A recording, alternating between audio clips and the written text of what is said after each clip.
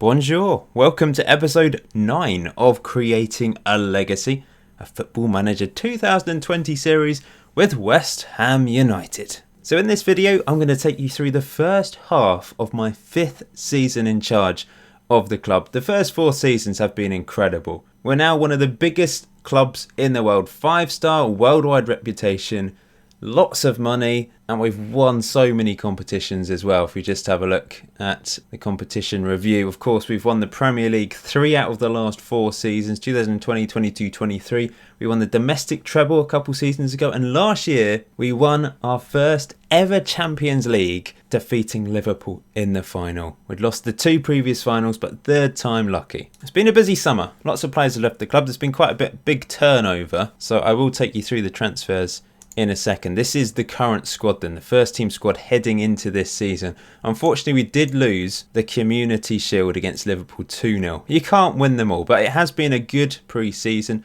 unbeaten up to that point. First league game of the season is against Everton, and then we've got the Super Cup, the European Super Cup against Juventus. Financially, the club is in a very healthy position, and at the end of the transfer window, I've still got 67 million to spend, and I'm paying under what my wage budget is. We have let go some big names this summer. First to leave the club was Andrei Yarmolenko, a fantastic servant for us. He was sensational at times. 17 goals and 12 assists in that first season, 21 goals and 17 assists in that second, and 22 goals and 12 assists in the third. Last year, bit of an injury-prone season, but he still finished with the most assists for us in that season with 12. He really has been remarkable, but it was time to let him go. He's 33 and he's gone back to Ukraine. He's moved to Shakhtar. I thought he'd go back to Dynamo Kiev, but he's gone to Shakhtar. It made sense to let him go, really, especially with the injury problems and his age, of course. Now, coming into the club, there's been a few players, only 4, and compare that with all the players that have left, there's not many, but I've brought in some stars. Hopefully, I've brought in some world-class talent anyway. So first to leave the club, a youngster, Ibrahim. We'll just skip over him. The next one was actually one of the Argentinians that I signed a couple of years ago. Made a bit of profit on him. But then the first really big player to leave, you might be surprised about this, Felipe Anderson. Now, I have said, I've alluded to the fact that I do want to focus on youngsters, and when players reach the age of 30, think about letting them go. Of course, I allowed Yarmolenko to stay a couple more years because he was so prolific, and I probably would have kept Anderson for that reason, but we've got Dilrosun on the left. He's my first choice left winger, and on the right hand side I have brought in a different player. So £52 million from Arsenal for a 30-year-old, obviously still in his prime, but he is starting to dip a little bit. For example, his dribbling's gone from 16 down to 15, and I think his pace and acceleration is similar decline there. So he is going to start to dip now, but he's an exceptional player. Confident winger. At one point he was described as an elite winger, quite briefly. Strange that he's only got 2 caps with Brazil, but obviously they've got lots of talent. So you might be surprised. Maybe it's a mistake letting him go to our rivals Arsenal, who almost won the Premier League last year, of course. We're strengthening them. And he scored over 20 goals every single season for us, which is incredible from the wing. But I just thought it made sense at the time, and I do want to focus on young players. So he's gone for 52 million. We sold Hunziker, the Swiss striker, made a bit of profit on him as well. We also sold Luca Franco. This was really good business because I bought him for 190k and he's gone for £5 million over to Poland, so I'm pretty pleased with that. Then Badiashile, £13 million, possibly rising to 16. He's gone to Birmingham City. He was our 4th choice centre-back, so I thought it made sense. £10 million profit, possibly more than that. Yes, he's a left-footed ball-playing defender, which does fit our system. But we've got quite a few decent centre-backs at the moment, so I thought that was sensible business. Sebastian Haller, 29 years old. One of the reasons why I've got rid of him, because he looks almost 30, but he's also a second-choice striker. Yes, he was unbelievable in that season when he scored 38 goals in all competitions, but since then, not so many goals, mainly because he's come off the bench. Can't be too harsh on him. But £18 million, going to the Championship, moved to Leicester City, who've just been relegated. It made sense, and I want to promote the youth, of course. Next up was Colin Ryan, one of our youngsters. He's also gone to Leicester City, came through our academy, never going to be good enough for the first team, sold him for a little bit of money. Likewise with our Hungarian goalkeeper, who I thought at one point could turn into a decent goalkeeper, but just hasn't cut it, so he's gone for 100k. It's all about just making a little bit of money here and there. This is a really good piece of business, I think. Now, I could have kept him as my second choice left winger this season behind Dilrosun. I was very tempted to do that. But I also thought he's never going to be as good as Dilrosun. I signed him for £3.5 million, a bid of £10 million from Basel. That's a lot of money for a player that was in the under-23s last season, out on loan at West Brom. I just thought this was too good to turn down, to be honest. He's gone for £10 million. Gabriel Veron, likewise, I tried to get a work permit for him. We've failed a couple times to get a work permit. He was out on loan at Leipzig last year, did okay, 2 goals, 4 assists for Leipzig. He's moved to Galatasaray for £10 million. Likewise, I was going to keep him as my second choice if I could get a work permit for him, but I was unable to do so. So £10 million coming into the club. And the next one, Lanzini, absolute legend of the series, has been sensational for us and a brilliant servant to West Ham over the years. First 2 years in particular, picking up the Hammer of the Year award, he was really, really good. World class at times. Last couple of years, not quite as impressive, but still very good average ratings. But he's reached the age of 30, similar to Anderson in that sense that he's starting to decline. And a £30.5 million bid from St Etienne of all teams. At one point I said I wouldn't sell him for 80. I think, all right, I would sell him for 80. But that was when he was sort of 28 in his prime. It's just one of those deals where I just feel the time is up for him. It's time to let him go. And then a few youngsters leaving for very, very low fees. Jamie Saunders, Corte, Forster. Not really worth mentioning. Lots of players going out on loan from our youth academy, which I'll talk about later. So the big guys coming into the team. The big guys, all of these players, they've either got the potential or they're currently world class. First of all, Viktor Skangov. I've got my man. This was the Yarmolenko clone, essentially, that I really, really wanted. He's not as tall as Yarmolenko. He's a little bit different in that sense, but he's got very similar attributes. Inside forward, inverted winger, whatever you want, on that right-hand side, cutting in on his left foot. He moved to Bayern Munich a couple of years ago for £28.5 million. I kind of wish I bought him then, but he wasn't world-class at the time. Bayern Munich have turned him into a world-class winger. And it's quite amazing that we're able to sign a player from Bayern Munich. Yes, he's not always first choice for them, but it shows how far we have come to be able to sign a player from Bayern Munich. £70 million is a lot of money. It's our joint record fee, along with the other player that's come in over the summer. He's an elite winger. He's special. It made sense. He's 25. It fits my philosophy. So he's the first big signing. The second one is a wonder kid, Roberto Amato. It's a defensive fullback, which doesn't suit my tactic because I play attacking fullbacks. But he's got the pace. He's got the physical attributes to be a good attacking threat. We need to develop that crossing attribute and some of these technical attributes to turn him into a better player. But he's described as a wonder kid. And Atlanta only wanted 130k for him. I think he was annoyed with them or just wanted to move to a bigger club, which is why we got him for such a low fee. But he is on 20k a week, which is a lot for a youngster in under 23s. But there's that potential there. Next up is another player with potential, and he's 17 years old, and he's really good already. 16 on passing, vision, technique, off the ball, good physicals. You know, his acceleration, his exceptional agility. There's some interesting attributes there, and he's only 17. Now, I've signed him from Borussia Dortmund for £7.5 million. I think it might rise above that, depending on how many appearances he makes for us. But one of the conditions was he was loaned back to Dortmund, even though he's not going to play for the first team. He's going to play for the second team. So it's a bit strange, but it was one of the conditions of the transfer. So I've let him go back. I think he's managed to get in the under 20 German team. So there is potential there for him to turn into a star. And lastly, our joint record signing with Skangov is Jean-Claire Todibo. You might have heard of him. He's a French centre-back. He's not been capped by France because France have so many incredible centre-backs. He's a world-class centre-back. He's an elite centre-back, according to the game. And he's still not been capped at first-team level. But he's only 23, so there's still time for him to be capped. He is really, really good. And Barcelona played him last year. It's the first-choice centre-back for them. Really good average rating in La Liga and in all competitions. And we've got him for £70 million. £40 million of that is spread over the next 3 years. So it's not all in one go.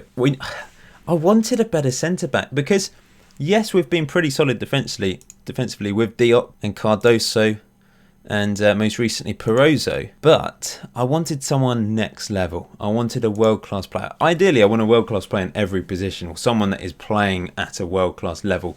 Now, it doesn't necessarily have to be described as world-class. For example, Pellegrini is really, really good, but isn't described as elite or world-class. But I want someone in every position that is that next level. I was trying to sign another centre-back to play alongside Todibo, and I was also trying to sell Diop because at the time he was worth £52 million, and I thought, let's try and cash in on him. We're not going to get that much, but let's try and get at least £30 million, especially as he's not going to be first choice now, and he probably wants to be first choice. But I couldn't sell him, so he's stuck here. He's not going to be the main man alongside Todibo. Todibo's going to play on the right-hand side with Cardoso or Perozzo on that left-hand side. I'm playing two ball-playing defenders this season.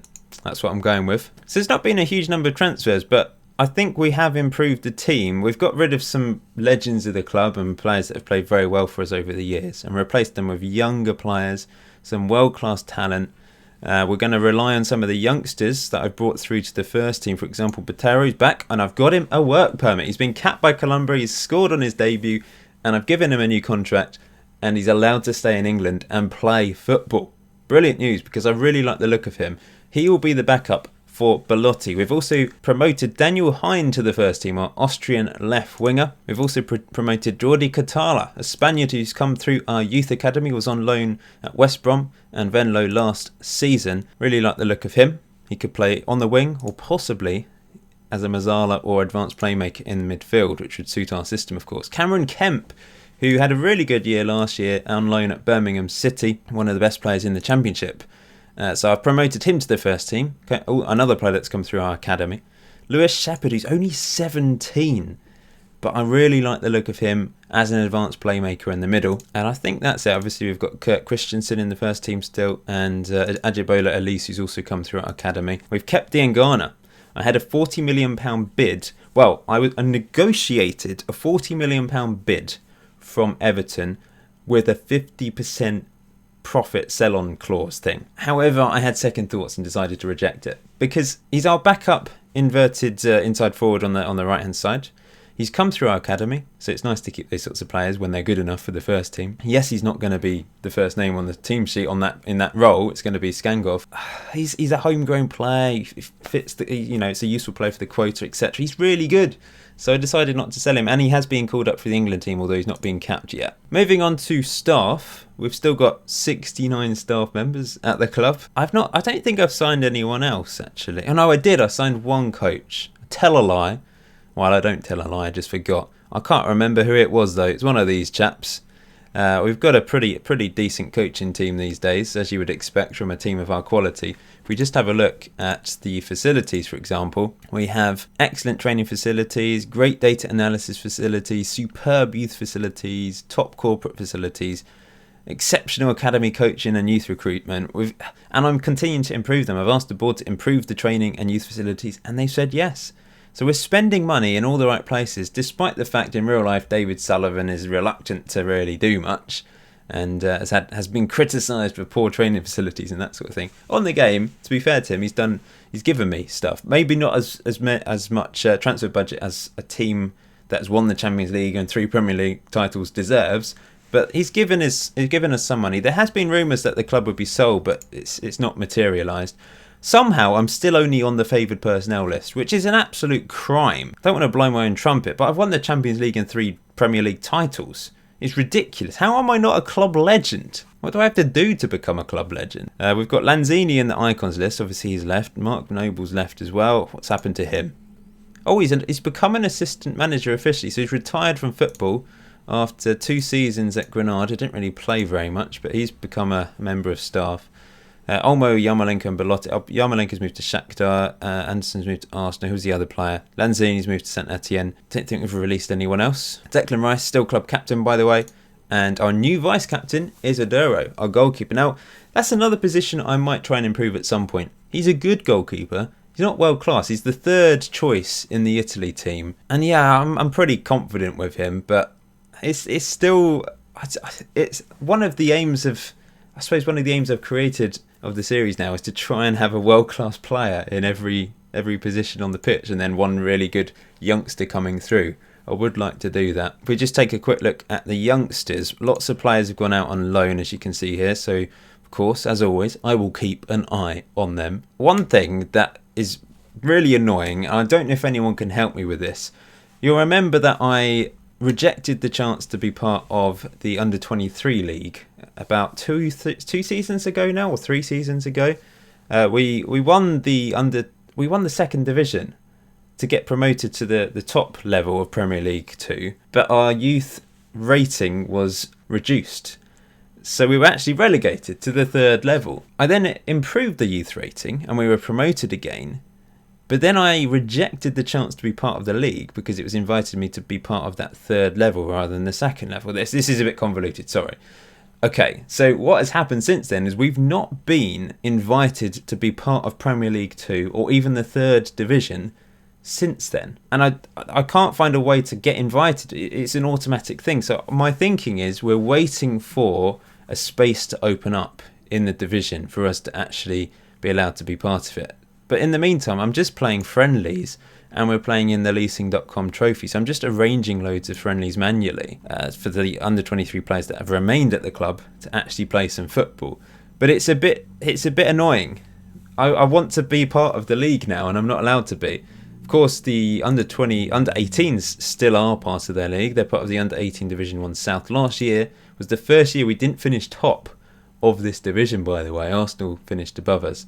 The prior year to that, of course, we actually managed to beat Man United in the final, the South versus the North Division final. So hopefully we can regain that title and win the under-18s league again. There's plenty of players to watch out for. Standout players, I suppose, Raimundo Cassini. I like the look of him. Lesage, our French right back, he looks really good. Will Palmer as well, not a bad player. He's out on loan at Doncaster Rovers. He's been capped at under-19 level for England. So there's a few players there that could go on to big things one day. Anyway, shall we move on? So I've just played the European Super Cup and we won 2-0. Skangov scored his first goal for the club. This was it. Is it Skangov? Skankov. Something like that anyway. Let's have a look. It was lovely play from Dilson and a tidy finish at the end. Belotti then made it 2 and made it a little bit more comfortable for us in the second half. Nice finish at the near post from a Dilson cross, so he got 2 assists. Declan Rice actually got sent off in the 90th minute, but it was enough to get us the win and obviously our first competition of the season. And since then, we've gone from strength to strength. I've just played my 19th Premier League game of the season, and we're unbeaten at the halfway stage of the 2023-24 season. It's been another fabulous year. 51 points on the board, 9 ahead of Liverpool. We've won 16 and drawn 3. We've scored 41 goals and we have the best defence in the league, only conceding 11 all season. And we've only lost 1 game. Well, 2 games. We lost the Community Shield, of course, but we've lost 1 game in the Champions League, which was 2-1 against Atletico Madrid. It was a fairly tough group, I suppose, because of Atletico Madrid and because of that head-to-head result, and we drew the other game. We finished below them, which does mean we're going to have a tough first knockout round match against Barcelona. But that's what happens when you slip up and finish second. So we might crash out of the Champions League at a fairly early stage this season, unfortunately. But in the league, we've been flying. We've had such a good time. If we just look at some key results, 3-0 win against rival Spurs. We beat Zenit 5-0 in the Champions League. Hat-trick from Dilrosun. Wolves 3-0. We beat Man City 1-0. We beat our arch rivals Millwall 2-0. They were just promoted to the Premier League, remember. Fornals and Belotti with the goals. And just before that, we beat Bayer Leverkusen 5-1. We defeated Man United 2-0 thanks to 2 goals from Belotti, who's had a really good season. This was a massive point against Liverpool. We were heading for our first league defeat of the season. They went 2-0 up. I thought it was all over when Salah scored in the 50th minute, but Belotti scored in the 84th minute. And then with the last kick of the game, Belotti scored a penalty. Fabinho fouled someone in the box and we capitalised and grabbed that point and remained unbeaten. And since then we've had a couple of big games. We managed to beat Chelsea 3-2 away from home and we drew 1-1 against Arsenal. Unfortunately, Pellegrini sent off in with the last kick of the game as well. Don't know what he was doing. So individually, there's been some really impressive performances. Dilrosun, 10 goals and 8 assists.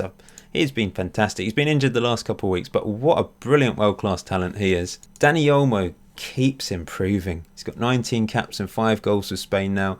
But look at his attributes. An elite attacking midfielder, plays as the Mazzala for us. And he just plays it perfectly. We've got a few players on 200k a week now.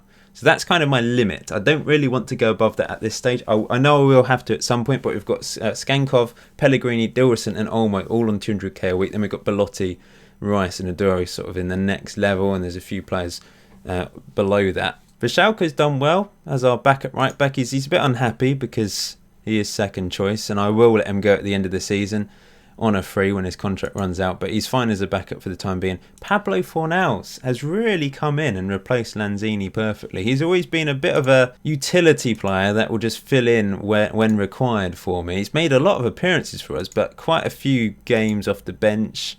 Over the last couple of years, in fact, in particular, he's been more of a super sub, but not really that much of a super, just a sub to be fair. But this year, he's played really well. He's got 3 goals and 8 assists, really good average rating, playing in that advanced playmaker role really well. He's finally managed to grab a first team place, and it's enabled him to get in the Spain team as well. He's got 8 caps and 1 goal, most of them pretty recently, and he's a really good player. He's a model citizen, of course. He's on the cusp of being a world-class talent as well. So I'm glad I held on to him because he really is a very impressive player. Belotti is our top goal scorer with 19 goals. He's been sensational. And if I just look at the tactic for a second, I have changed things a little bit. We sometimes play with the cautious mentality. I occasionally play with the more defensive one, but that doesn't seem to be working at the moment. It is more defensive-minded in terms of the tactic, but of course we have pushed a player forward. But I tend to stick with this and either switch between attacking or balanced and occasionally positive. And very recently, I've switched the halfback role to being a deep line playmaker, which is Declan Rice's preferred role. And in the last few days, his media description has changed to being an elite midfielder. It was always strong defensive midfielder.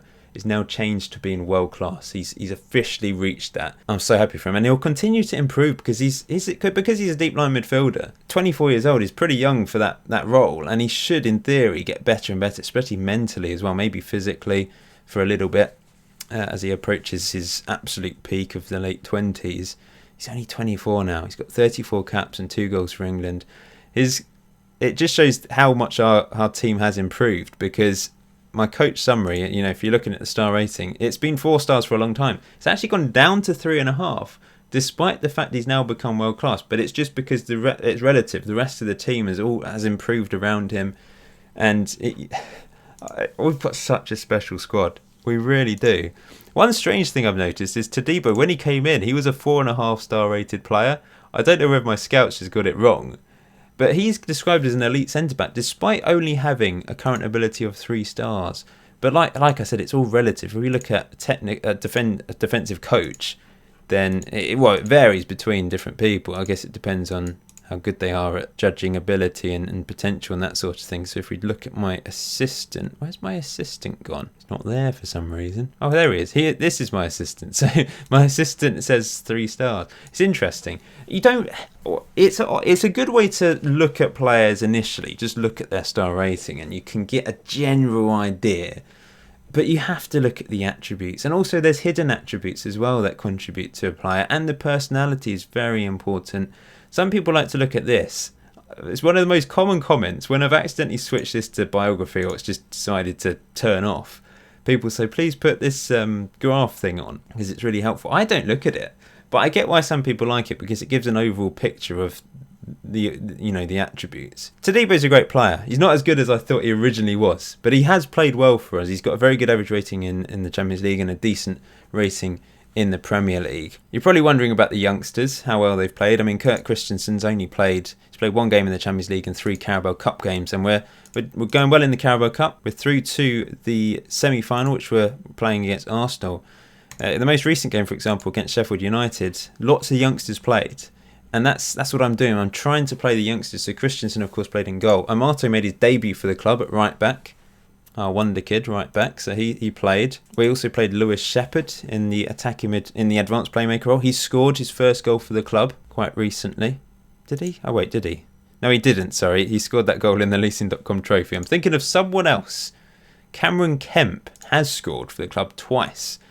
So he scored 2 goals in the Carabao Cup, one of which was in this game. Botero, our second choice striker, has scored quite a few goals as well. He's got 6 goals, plus 1 in the Leasing.com trophy, so it shows 7 there. It's 4 in the Carabao Cup, 2 of which was in the quarterfinal. He got his first goal in the Premier League recently, and also he scored in the Champions League. He's a really good striker, and he's also described as a wonder kid, by the way.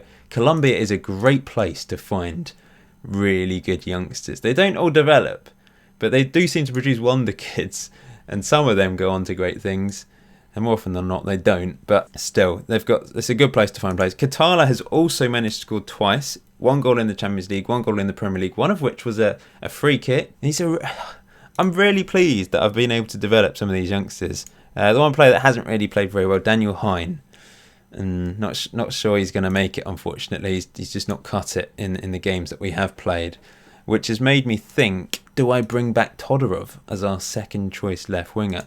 Because he's done okay. He's got 6 assists and 2 goals for Forest Green, who are a team towards the relegation zone. So to actually contribute that much is not bad at all. He's played quite well for Forest Green. We've actually got 3 players on loan at Forest Green. John Roberts, an attacking midfielder, who's got 3 goals and an assist. And also Diallo hasn't really worked for him. He's got a couple goals and an assist. He had a very good start to his Forest Green career. Obviously he had that really bad injury last season, which has massively knocked him, which is a real shame, because at the start of the game he was our best prospect. But it just hasn't happened for him, unfortunately. No one's really been outstanding out on loan. Raballo has played some fairly good games, which has actually got him to the Colombia team. He's got 3 caps, so he might be able to get a work permit for him soon. And then he'll probably come... He's our 3rd best left back, behind Wagnerman and Pellegrini, of course. But maybe one day he'll be good enough. Our Russian winger, who I thought I'd overspent on, maybe I haven't so much, because he's actually done quite well. He's eventually broken into the Boa Vista team, and he's got 5 assists in the last few games. He's also got into the Russian first team. He hasn't played for them, but after getting 20 under-21 caps, he's got into the first team for the first time, and he is improving. So maybe he could be the winger that comes back and is our second choice. There's a few options here. We've signed quite a few left wingers, but strangely, when I thought we had lots of strength and depth in the left wing with youngsters coming through, I think it's actually the right wing where we've got Kemp, who's played very well and has continued to improve, and Katala, who can also play out wide. We've actually got better youngsters in that position, in the right wing position. So the under-23s are also doing very well. Lots of friendlies played, of course, but in the Leasing.com trophy, they managed to get out their group. They beat Colchester 3-1, they beat Burton 3-1, and then they lost 3-2 against Bristol Rovers. But then a 5-1 win against QPR in the first knockout round, the second round, means they're through to the quarter-final, or the 3rd round of the southern section. So we're going to be taking on Chelsea under-23s. I tend to try and put some of the really good under-23 youngsters into that team. Most of them are playing there anyway, but occasionally, you know, I'll let Cardoso play there or Perozo play in the team, because they qualify as 23-year-olds, of course. So I'm pleased with the development of this squad, and there's more players here this year. I loaned out pretty much all the under-23s last year, but obviously we've got Patera and Katala and Kemp, who are all in the first team. Cassini, who plays for the under-18, so he does get some actual competitive youth football under his belt as well. But I might loan some of these players out for the second half of the season. The under-18s are playing very well. They're actually top of the Southern League by 6 points. Only lost 1 game. Didn't do particularly well in the Champions League. Finished bottom, unfortunately. That's the under-18 Champions League. Under-19 Champions League. So there are players probably 19 years old playing in that as well. Whereas I only play 17-year-olds, really. So just to recap then, the first half of the season, it's been very good. We're top of the Premier League. We're through to the quarter-final of the semi-final of the Carabao Cup. We've got the first knockout round of the Champions League to look forward to against Barcelona very soon, and we're playing in the 3rd round of the FA Cup against Exeter City. So episode 10 will be the second half of this season. I hope you're looking forward to it. I am. I'm really loving this. I'm hooked. I'm completely hooked by this save, despite the fact I've obviously won everything. But I'm just creating little challenges for myself. For example, signing young players, trying to bring through some of the youngsters that have come through our academy, or we've signed from Colombia, trying to sign as many world-class players as possible. There might be an opportunity to sign a couple more in the January transfer window. We shall see. But we'll end it there. Thank you for watching episode 9. Until next time, enjoy FM20. Enjoy the rest of your day. I'll see you very soon.